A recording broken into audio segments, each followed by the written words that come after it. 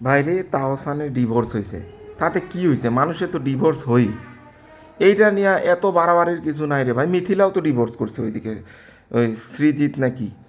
তো এদের তো এইগুলো চলেই। আর এইগুলো নিয়ে এত ওয়ারিড হওয়ার কিছু নাই, মানে একটি সিম্পল জিনিস। এরা তো এরকমই, এরা মোটামুটি সময় বিয়া করে সারে, বিয়া করে সারে, সারে বিয়া করে। এই যে রোজা আহমেদ, ওকে নাকি ওই যে চারে এর আগের বছরই তো মনে হয় বিয়ে করলো, জানুয়ারিতে না কততে, 4 জানুয়ারি নাকি এরকম, যাই হোক, হোয়াট এভার। তো এটাতে এত উত্তেজিত হওয়ার কিছু নাই। এরা বিয়া করবে, ছাড়বে, এটাই স্বাভাবিক। তবে হ্যাঁ, কিছু কিছু মানুষ তাহসান তাহসান ভাইকে উম, ভুল বুঝছে। আসলে এটা ভুল বোঝার কিছু নাই।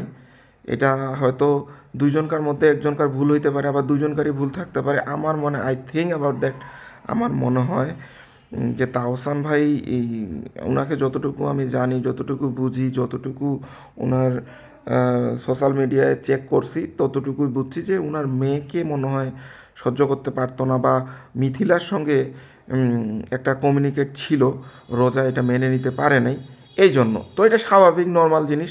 আচ্ছা, কেন মাইনা নিব না? ডিভোর্স হয়েছে এটা তো সবাই জানে, যে মিথিলার সাথে ডিভোর্স হয়েছে। রোজা তো যাই নাই বিয়া করছে। আর ওর যেহেতু একটা মেয়ে আছে, ছোট্ট একটা বাচ্চা, তো এটার সাথে কমিউনিকেট করতেই হবে। মা বাবা সঙ্গে কমিউনিকেট হইতেই পারে। ওই মেয়ে মায়ের কাছে যাইতে পারে, আবার মায়ের কাছ থেকে বাবার কাছে আসতে পারে। তো রোজার তো এটা মেনে নেওয়া উচিত ছিল। আপনি ওইভাবে বিয়ে করছেন, তো এখন আবার মাইনা নিতেছেন না।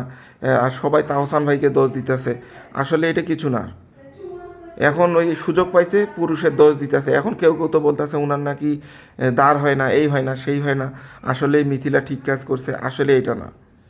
পার্সোনাল কিছু ইস্যু থাকে। পার্সোনাল বলতে ব্যক্তিগত পার্সোনাল না, ফ্যামিলি পার্সোনাল কিছু ইস্যু থাকে। এগুলোর কারণেও প্রবলেম হইতে পারে, তো এইটা মেনে নিতে হবে আমাদের। তো এইগুলো না মাইন না যদি উল্টাপাল্টা আমরা যদি সোশ্যাল মিডিয়ায় যদি এগুলো কথা বলি, তাহলে ঠিক না ভাই।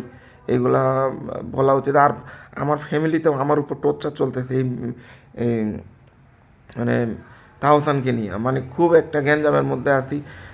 মানে খুবই গ্যাঞ্জামের মধ্যে আছি। আমার ওয়াইফ বলে এক কথা, আমার আম্মা বলে এক কথা, আমার বোন বলে এক কথা, মানে খুব একটা গ্যাঞ্জামের মধ্যে আছি। আমার আর ভালো লাগতেছে না এই তাহসান তাহসান। বাইরে তুই এগুলা সলভ কর তাড়াতাড়ি, এগুলা গ্যাঞ্জাম আমার ভালো লাগতেছে না।